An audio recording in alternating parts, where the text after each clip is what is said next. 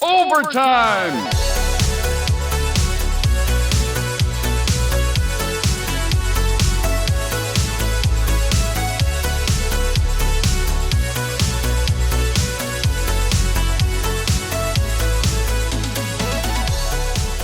All right, guys, this Nintendo Popeye arcade cabinet has been hanging out here in my garage for months.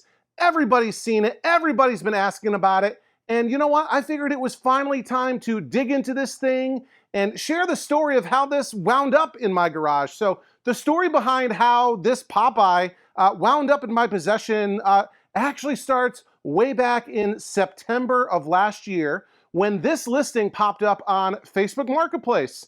So that's kind of interesting. Obviously, we have this Popeye cabinet alongside another Nintendo like Donkey Kong style cabinet, obviously been converted to Ninja Gaiden or Gaiden. So that's interesting. And for 300 bucks, you know, that's really kind of right up my alley. These cabinets are obviously in rough shape, look like they've been outdoors for a bit. And the description doesn't tell us much, it just says that they don't work. So who knows if they've got monitors or PCBs, they could be entirely empty inside, but you know, for 300 bucks, for two cabinets, that's really, you know, not bad. And, you know, Popeye was a game that I had wanted for quite some time. You know, a lot of people don't love Popeye.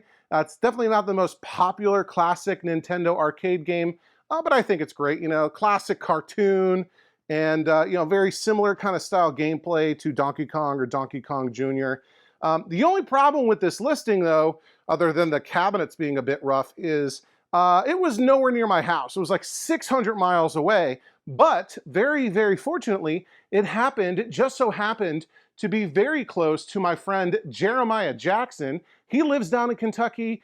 He's got a YouTube channel called Coin Op Corner where he works on arcade games and gumball machines and vending machines and you know, anything, you know, claw machines, anything coin operated. He was also a founding co-host of the Coin Jam podcast, so you should definitely subscribe to his channel. You may have seen him on my channel before.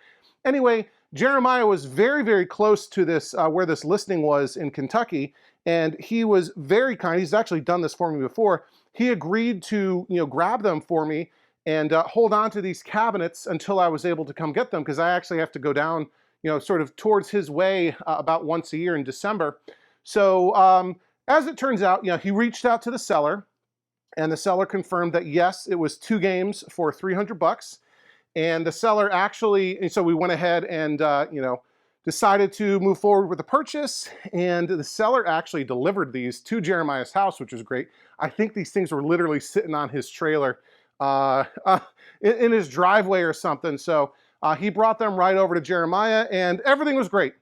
And Jeremiah again agreed to hold on to these for me for like 3 months or so until December, when I would be able to get out to where he lives in Kentucky and pick up these cabinets. But very shortly thereafter, we ran into another problem. As you may have been able to tell, there isn't that Ninja Gaiden cabinet here. You may have even seen the Ninja Gaiden PCB. I tried testing it out a while back and it was working, but we got some sprite issues, like the character sprites aren't showing up. Anyway, Jeremiah took a look at these cabinets, and yeah, the Popeye's rough, you know. The marquee's been bashed in. There's some little bit of water damage. This is a plywood cabinet, and they hold up. Nintendo sort of bamboo plywood, Japanese plywood cabinets hold up pretty well. This is a bit rough, you know. It's got some delaminating. We're gonna have to glue this back down. You know, there's spots where, you know, the back got blown out. Not really too bad on the sides. You know, down here, there's a little bit of more damage, right? But nothing too crazy. Over here on the front, you know, the inside lip, we'll have to sand that and paint it. And I don't know, this is kind of mushy. So some of this needs to be fixed. I actually have another, I think it's actually a Donkey Kong control panel, the wood piece, but I think that can be swapped out. So this cabinet was okay. The bottom base was totally blown out and missing. So Jeremiah sort of put together a quick, like I'll replace this with, you know, one that looks like a Nintendo style base, but he threw one on there. The other cabinet, however, was in really, really bad shape.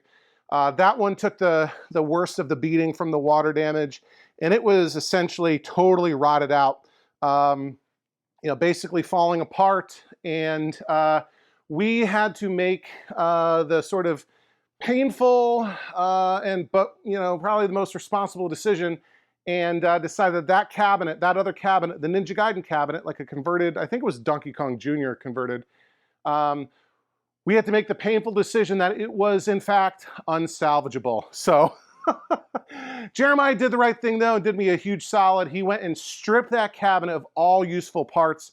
He took all the artwork off of it. Obviously the PCB and the monitor had like a K7000 in it. We got the coin door off of it. We got the back door off of it. Basically everything that could be salvaged. And then, again, kind of painful, but I think it was the right choice. Jeremiah had to dispose of that cabinet. And this is what that looked like. He didn't grab any video of it. In hindsight, that might have been cool. Made for a good clip in this video. But yeah, up in flames.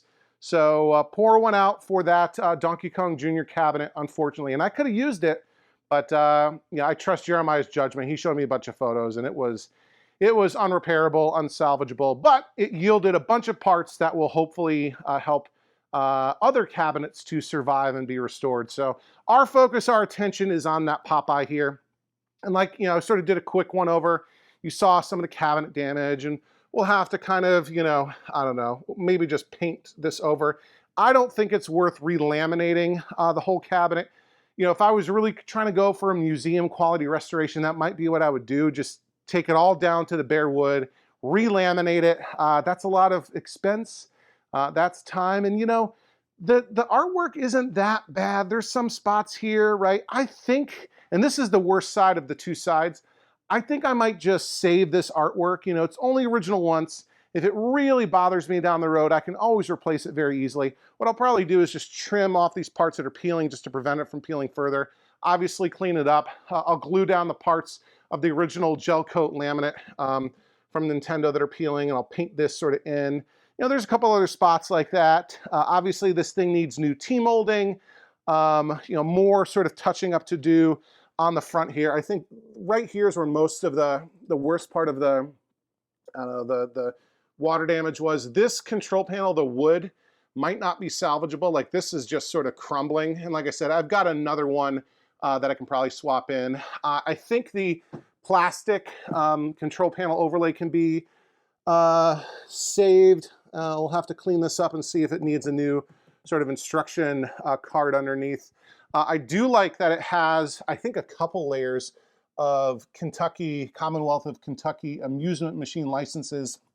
This one says it expires, if it'll focus, June 30th of 1991. So this thing was in operation for close to 10 years, because Popeye came out in 1982, right? Yeah, it says right here. We will need a new, oh man, it's so humid out here. We will need a new marquee. The bezel looks okay. I actually sold a Popeye bezel last year right before I got this thing, but I think it's okay. It's actually not that scratched up here, although I see maybe in the light somebody did scratch a swear word into it, so we might have to get some Novus to clean that up. A lot of the metal is rusty, but we can we can get that off with Evaporust and a wire brush. That reminds me, I actually have a bin down there of all the rusty outrun metal parts in Evaporust. That's been sitting there for weeks and weeks. I really need to get that out.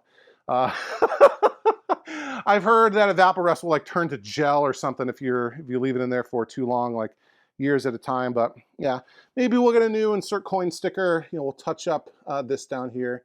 This is delaminating, but it'll be all right. Coin door is locked, but the mechanisms, at least the coin returns, feel functional. Coin return catches are right there. I don't know what's going on. Is this like rust damage down here? It is locked, so we'll have to figure out a way to get inside. I think the other coin door from the Ninja Gaiden cabinet was slightly better shape, so we might just swap it out. We'll put a new base on this thing. That's not too bad. People fix that all the time. Speaker grill has a little chip right here. We'll just glue that and fill that in with blue paint.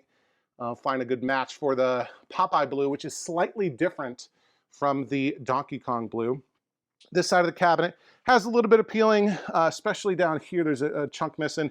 The rest of the artwork looks relatively good, not too faded, not too damaged. down to the base of the cabinet. We'll fix that up. You're never going to see that. This is going to be in a row. So that's all right. Buttons here are all moving. They actually feel great. Joystick is here. Feels a little gummed up. We'll see what's going on there. And yeah, come around to the back side of the cabinet. We saw the damage here in the corner from before.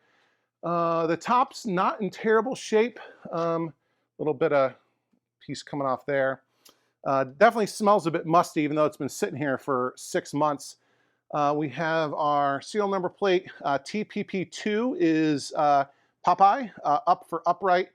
And its serial number is, what's that, 375. So relatively low serial number, which is kind of great. This back door, it's a bit blown out there. It's been held on with 2 screws, and one of the screws is kind of like pulled in. And then down here, there's a piece that's kind of come off. But like I said, we did save the back door from the Ninja Gaiden cabinet. And that should, if we need to, we can just replace this one with that one. So let's get mounted on the tripod here and take a look at what's going on inside this cabinet. I'll grab my screwdriver. It's got a star bit on it because that's what these screws are. We got one, and this other one's kind of embedded. Oh, that's kind of, is that gonna fall? No. That's kind of rough, but here we go. Okay, so inside the back door, we have a adjustment sheet, and it's for Popeye. It says Popeye right there, but like it's been chewed on by rodents, which is not great. So I don't know, maybe we'll replace the swap out the back doors, and I don't know if I want to move that original adjustment sheet over or what, but here's what we got going on.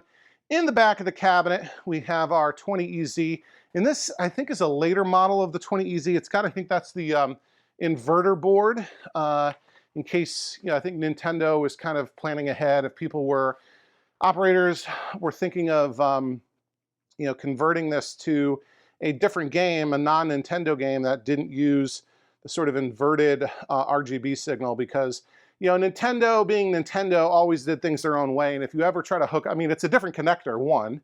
If you ever, does it take a different, I don't know what style. Anyway, if you try to hook up a non-Nintendo signal to a Nintendo monitor, like a Sharp or a Sanyo in this case, it's like a photo negative.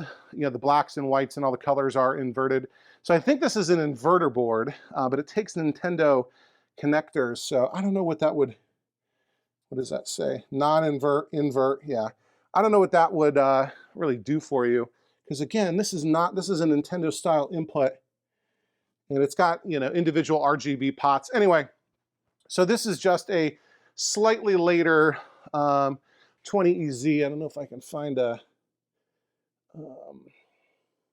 model number on it, but anyway, slightly later 20EZ. Someone's obviously worked on this. One of these screws is coming out. One of them's missing here. The frame's got a bit of rust on it. The monitor doesn't look too bad. I'm not seeing any, it's dirty.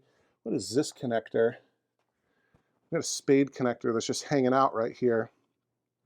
I think, oh, that's supposed to go like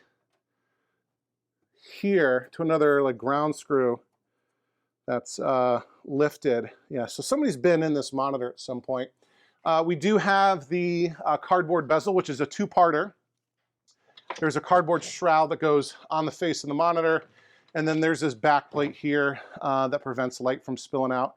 So that's all there, that's great. Mike's Arcade sells replacements of these if you ever need them, which is great. I've got one in my Donkey Kong. We have some signs of nesting, and in fact, yeah, that's all full of rodent bedding material up there, so that'll be fun. Coming back down into the cabinet, we do have a PCB. This is not an empty cabinet. Let me get you down even lower so you can see what's going on in here. So Hang on, here we go. Whoa, sorry about that. Okay, what's going on here? We have our PCB cage, and we've got a PCB in there with this filter board thing. And if you can see right here, there's a cutout in the RF cage. And so this was something that the FCC was making arcade companies do. They were worried that these games were producing like RF interference that would, you know, mess with radio or television broadcast signals or whatever. You know, a load of hooey. But these companies often had to do it. And so, but they cut out a little hole in this cage so that operators could reach in and manipulate the dip switches to change settings on the cabinet. But we can see the PCB is in there. Everything's all plugged in there. Down below we have a couple things going on, and I can tell on the side here, a lot of these twist ties are undone. So somebody has been in this cabinet before and worked on it, which is fine. But I prefer it when it's pristine, you know, untouched. Let's see, we have a waterlogged, ooh, that's interesting. We've got a waterlogged Popeye instruction manual, but look at what's on Popeye's face. Taped to Popeye's face are 3 fuses, 1 regular size fuse and 2 mini fuses. Did Nintendo do this? Did Nintendo ship these? I've never seen this before, with spare fuses taped to the front of the instruction manual. Oh man, this is this is not going to come apart. This is rigid, guys. This has been wet. I don't know if this is a combination of, and there's mold on this, the combination of water and perhaps rodent urine. But yeah, this thing is really rough. But isn't that interesting? So I'm probably not going to save this. The pages are all like stuck together. I don't know. But isn't that funny? Have you ever seen this before? Fuses taped to the front of the manual. There's some other paper we got here that's also been chewed up by rodents. What is this? This is all stuck together. These like schematic drawings. I don't know. Like this is all rigid too. I'm guessing that's what this is. Schematic drawings for Popeye. What do we got down here? We got our power cord. Get that out of the way. They didn't even cut the ground pin off. This is, you know, we got a nick right here, but it's not going through the inner insulation. Let's see. We got a lot of dirt down here. Our power supply and transformer assembly is intact. Doesn't look bad. Yeah, let's see.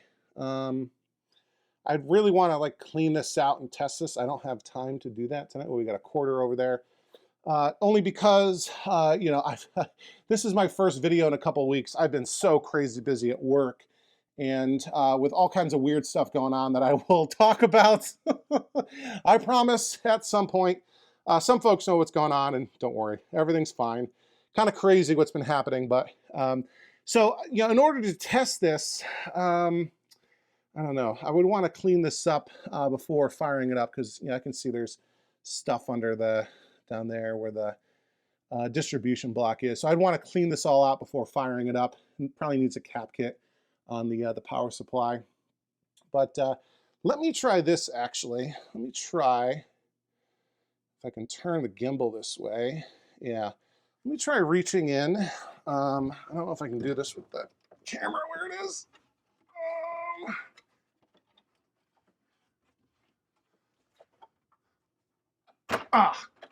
Try to unlatch the control panel so we can get into this thing. There we go. Sorry, it was probably not an interesting vantage point. Bring up the camera here and bring you around to the front of the cabinet. Because like I said, that coin door is locked. And, okay, we want to get in there. So let's try this. I don't really want to drill this out. Like I said, I got limited time tonight. It's already Wednesday. I'm leaving. I'm going to be out of town. I need to get this video sort of done. Let's disconnect the Molex connector for the control panel that is crumbling.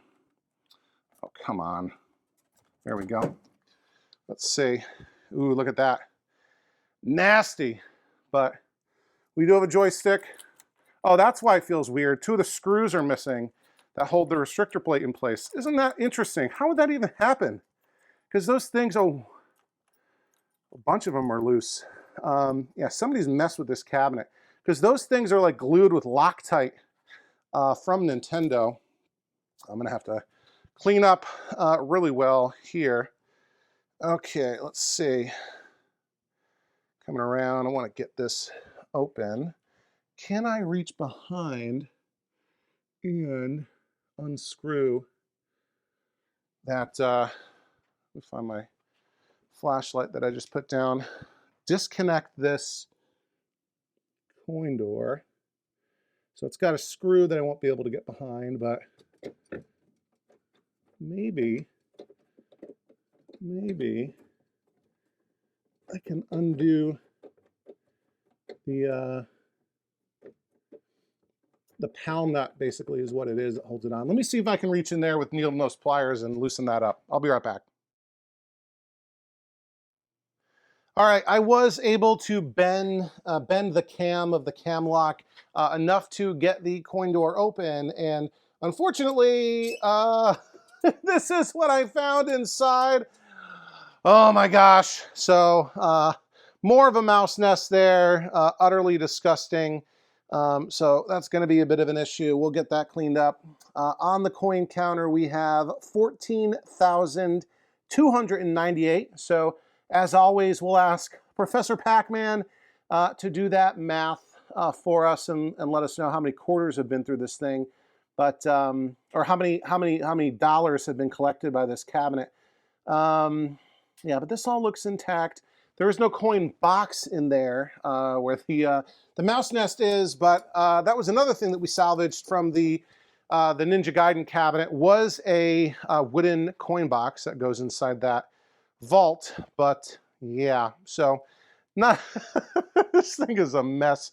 Anyway, one more thing I want to do. Let me. I don't want to fire this up. I don't want to try out that power supply. I'm not really in the mood to pull out this monitor right now, though we'll do that soon. What I do want to try doing, though, let me pull this the PCB out of this cage, because I think I can plug this into my Donkey Kong Jr. cocktail that I got down in the basement and test it out. So why don't we do that? Let me pull this PCB. We'll go down into the basement and see if at least the PCB is working. Okay guys, I've got the Popeye PCB, the board set, installed here in my Donkey Kong Jr. cocktail cabinet, which lately has had my Donkey Kong 3 PCB in there. And yeah, I know, so Donkey Kong Jr. and Donkey Kong and Donkey Kong 3 are all vertical games. They use a vertical orientation for the monitor. And Popeye is like Mario Brothers, which uses a horizontal. So if this works, it'll be sort of sideways, but this is just to see if the PCB is working. So I've got it plugged in here into the harness. The wiring harness right here uses an edge connector. It's complicated, there's like different versions of the Donkey Kong PCB. Some of them use a multi sort of connector setup. Anyway, this has an edge connector harness. That's the only thing that Popeye will work with. It's got the ribbon cable, and we're all in here good to go. Now, I think this should work. So putting a Popeye PCB into a Donkey Kong Jr. cabinet should work. I don't think you can do the opposite, because I think the Popeye power supply doesn't give all the voltages that Donkey Kong Jr. needs. So this might not work in reverse. If you had a Popeye cabinet, I don't think you can put a Donkey Kong Jr. PCB in, but you can put a Popeye in a Junior cabinet. So without further ado, keep your fingers crossed, and I will turn it on in 3, 2, 1. Power is on. Let's see if we get anything on the screen here. Look at that! You can hear it too. I'm walking away to turn the lights off, so it might get a little quieter. But guys, and the image looks terrible on the screen. Let me adjust this real quick.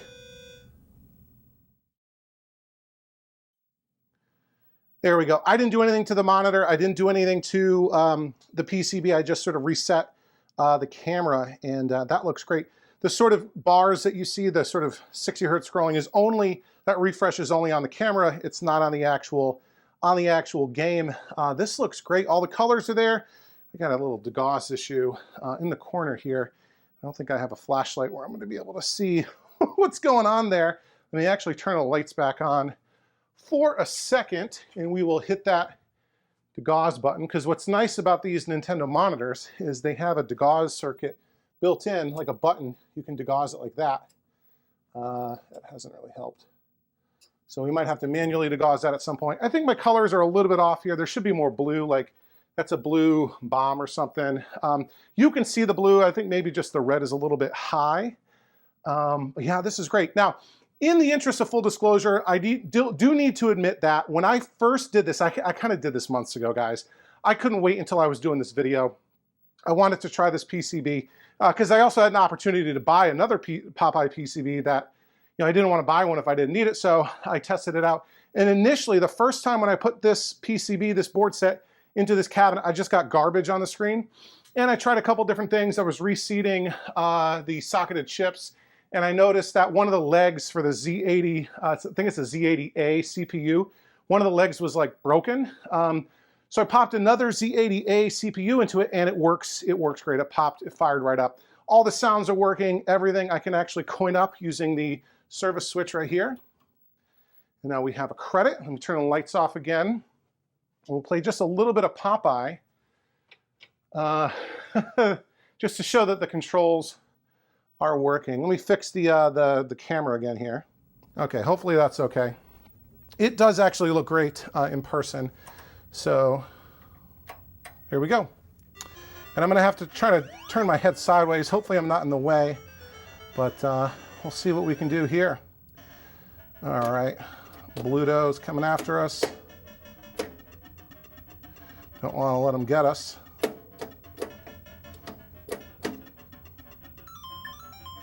Can't let them hit us. The Sea Hag threw a bottle at us. Oh, it got me. Oh, no. Game over? I only got one life? All right, we're going to have to investigate these dip switch settings at some point. But guys, other than that, we've got a working POPEYE PCB, which is awesome. So, coming up with this project, what are we going to do? We're going to, clean everything up. We'll check out the power supply, make sure that's working. See if the monitor's working. We'll probably have to do a cap kit at least. But I've actually got 2 complete spare 20EZ monitors, plus a spare 20EZ chassis. So we'll be good for this, for the POPEYE cabinet no matter what. Then we'll have some work to do, obviously, with the cosmetics. But yeah, isn't that exciting? The POPEYE PCB works. So yeah, want to say, and there you go, the track mode sound is on.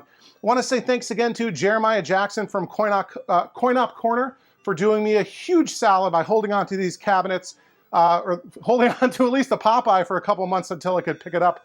And then, yeah, sadly, disposing of the converted Donkey Kong cabinet or Junior cabinet. But the parts from that cabinet will live to restore and preserve another game. But isn't that awesome?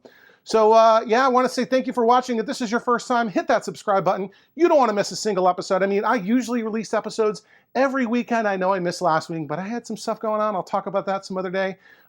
Make sure you hit that like button. If you watch this whole thing, hit that like button. It really helps me out. It tells YouTube to recommend videos like these to people like you. So yeah, hitting that like button takes you a second, goes a long way to help me out. Share this with people that might want to watch it. You know, if you got a friend out there that you remember, you guys used to play POPEYE together, send this video to them. And the best way to support the channel, the best way, you guys don't believe me, you got to believe me. Click that join button down below. It'll tell you all about what it means to become an Overtime Arcade channel member. You get some awesome perks. You get early access to all new videos. You get a monthly members only live stream, and our one for July will be coming up soon. And best of all, you get access to our private members-only Discord server, which is a really active, really positive community of folks like you who collect these games, play these games, fix these games. And look at all the names on this screen. You know, you're probably going to recognize some folks that you know from this hobby. They might be friends of yours. Ask them what they think about the channel membership program, and I guarantee you they will tell you that they're getting a ton of value out of it, a lot more than $2 a month. So thank you to all of the channel members who support us, support my efforts here. I couldn't do it without you. So yeah, guys, I think we'll wrap it up here. As always, I've been Charlie. You've been watching Overtime Arcade, and I'll see you next time. Overtime!